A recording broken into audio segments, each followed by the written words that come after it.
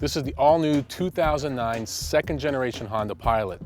The first-generation Honda Pilot really was kind of mediocre at best. What you're seeing here is the EXL trim level. There are actually 4 trim levels. There's a base LX, EX, EXL, and then there's the top-of-the-line Touring model. Now, the Touring model is actually something new for this generation Pilot. You know, it's a good thing that they have it, because if you want to get things like Bluetooth or navigation, the Touring is the only one you can get it in. So what you have here is a mid-size SUV. The prime competitors for this vehicle, you got the Toyota Highlander, you have the Ford Explorer, and you have the new line from GMC, the Acadia, the Saturn Outlook, and coming up, the Chevy Traverse. Each of the 4 trim levels we mentioned all come in either 2-wheel drive, which is standard, or optional 4-wheel drive. If you're looking at a base LX 2-wheel drive, you're looking at high 20s, about $29,000.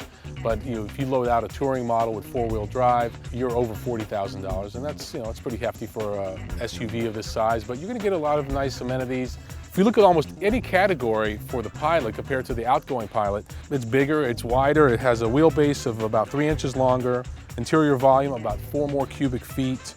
The engine size is the same at the 3.5 liter V6. You have an output increase of 6 horsepower and 13 pound-feet of torque.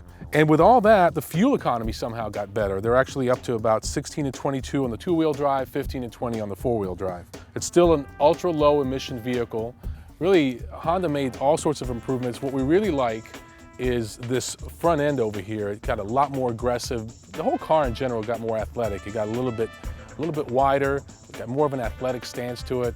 When you're talking SUVs, crossovers in this price segment, which really is in the $35,000 to $40,000 range, we have certain expectations. The only way to get Bluetooth in this vehicle is to step up to the Touring package, which starts at $40,000. The other thing is the power liftgate. Well, this car, you have to step up to the Touring model to get that. So that's definitely something to consider. If you can afford the Touring, great. If you can't, you're going to have to make do with not having some of those features.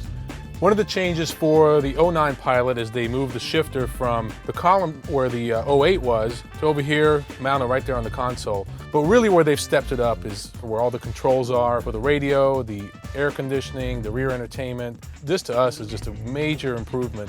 So here's your rear view mirror, and as you can see, we have about a 2.5-inch screen built right into the mirror. So you're already used to looking in your rear view mirror to back up. Now you also have a camera to help you with that. This instrumentation is all new for the 09 Pilot. They've really kind of gone with this more metallic look. And again, just a different look for Honda, but it works. Moving the third row seats is relatively easy. There's just one lever. Just kind of reach up, pull it towards you, and you're set.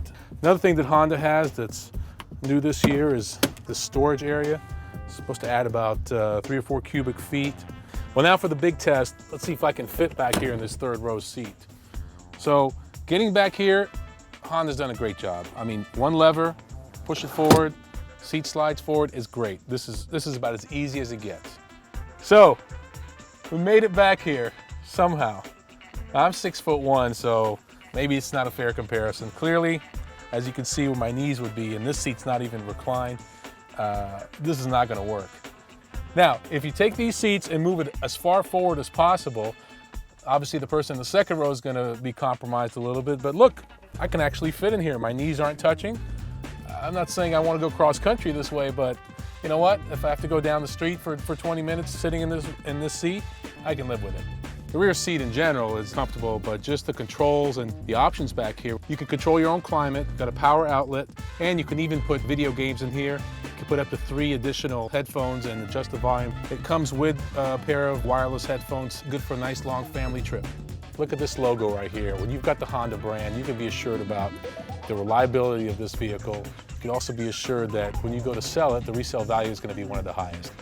I mean, it's really hard for us not to recommend this car, but in this particular case, we actually like it. I mean, everything we didn't like about the old Pilot, we love about this one. So the interior's been upgraded, the ride's much better, it looks a lot beefier. It's just a nice all-around SUV, but it doesn't do it in such a rugged manner that you get that rough ride. So great everyday SUV, great off-road SUV.